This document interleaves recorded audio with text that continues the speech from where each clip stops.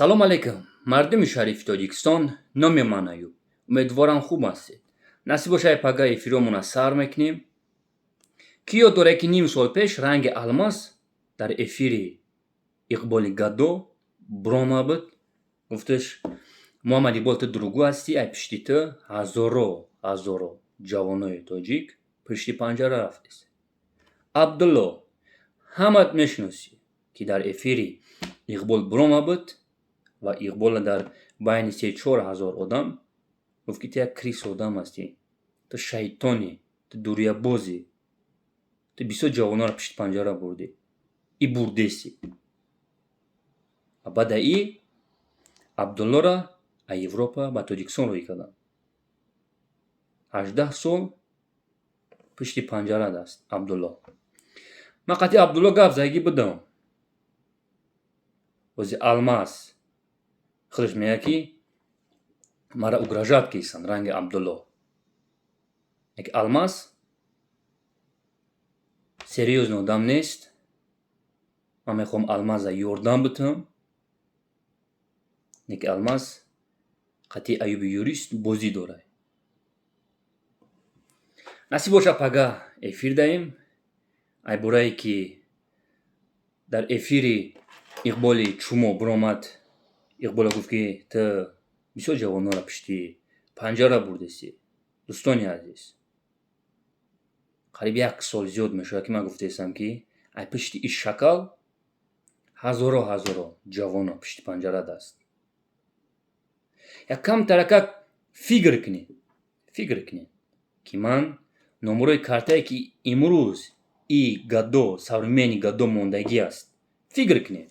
Як бишинед, хушрак фикр кунед ки ман дар ФСБ навиштагӣ ҳастам. Хушрак фикр кунед. Чӣ ба ин кора Иқболи Гадо мекунад? Чӣ ба?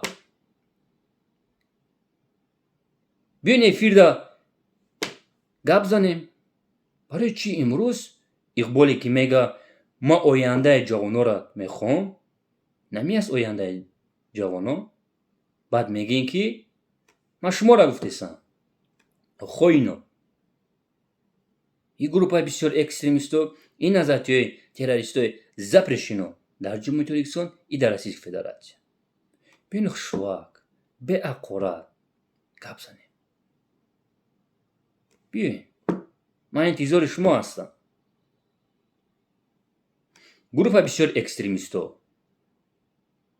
Ку бубурем минени худтона гап занем. Соатҳои соат вақтон метавон. Иқбола руш дар территорияи Российской Федератсия терроризм эълон кардагӣ ҳастанд. Шумо чӣ гуфтанӣ ҳастед?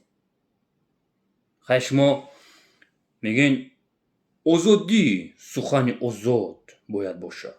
Ҳар як шаҳрванд бояд миненихча гап занад. Мо демократия мехоҳем. Ку бубурем гап занем. Чӣ гуфтанӣ именно барои картаи Иқбол? Чӣ гуфтанӣ? Агар алмаз имрӯз пага гуфтагӯи мара накунад, вақте ки наушникаш задан, он вақт уже Исоқов Аюб ҳеҷ ёрдамаш кардан наметавонад. бовар кунед. хоино, дар охири гапам гуфтанӣ ҳастам. Бармегардем ба ватан. Ман гуфта будам, мардуми шарифи Тоҷикистон, Иқбола, не только Иқбола, и группаи бисёр экстремистҳоро, и назариятҳои террористҳои запрещено дар Ҷумҳурии Тоҷикистон и дар Российской Федератсия, и ҳайвонҳоро, ҳамон одамое ки имрӯз биромада ҳазратш гуфтаистанд, сари қаври нурӣ гуфтаистанд, ин гапа алмаз гап зад. Ман ин гапҳоро аз пеши худам гап назадистам. Алмаз мегӯяд ки гуфта буд. Исоқов Аюб, чӣ гапе ки мегӯӣ зидди иё, ман туро дастгирӣ мекунам. Алмаз, бо мегӯяд имрӯз пага агар ба гуфтаи ман накунӣ, ранги Абдулло пишти панҷара ҷута. хизр биромадӣ гуфтӣ, Иқбол, аз пишти ту бисёр ҷавоно пишти панҷара рафтесанд. Алмаз, ба хотири фарзандот. Ман юрист ҳастам. Алмаз, матрабо гуфтесам, ба хотири фарзандот. аз пишти ин шакал 18 сол пишти панҷара мерай. ояндаи фарзандот чӣ мешавад? ояндаи фарзандот чӣ мешавад, Алмаз? ман қатъи ту 1 сол пеш соатҳои соат матлаб фаҳмондум. ту розӣ будӣ, не ки и чумо туро намонд. Алмаз, ман пишти ту любой кора кардам. ман шуморо пишти панҷара намехоҳам бибинам. ман мехоҳам ки шумо барбигардед ба ватани азизмон. шумоане шаҳрванди ҷумҳурии Тоҷикистон ҳастед. именно ту, Алмаз. ман туро гуфтам будам, на қатъи ту салом алейк ҳастам, намехеле аст, Алмаз. ман туро чанд бор бародарат гуфтам, лекин ту маро нафаҳмидӣ. и ту ҳозира нафаҳмидиси. сухани хитай, Алмаз. Исоқофайюб, ту рост мегӯӣ.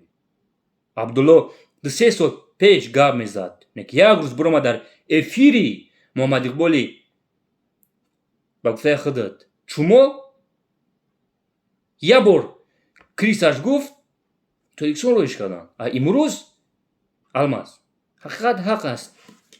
ту худат мехоҳӣ ки ҳақиқат боша. насиб боша, кӯшиш мекунем ки саҳар ман эфир мекунам, бибиро гап занем, Алмаз. бибиро ҳақиқата гап зан. Алмаз, ба ватан бармегард. вақте ки бом мегумад, ту як бор да намефаҳмӣ. вақте ки наушник задан роид кардан, ту бахшида намешавӣ. ман юристи бепули шумо ҳастам, хоино. ба хотири падару модаротон баргардед. зинда бошед. ҳамватанони азиз, мо насиб боша саҳар эфир диҳем. кӯшиш мекунам.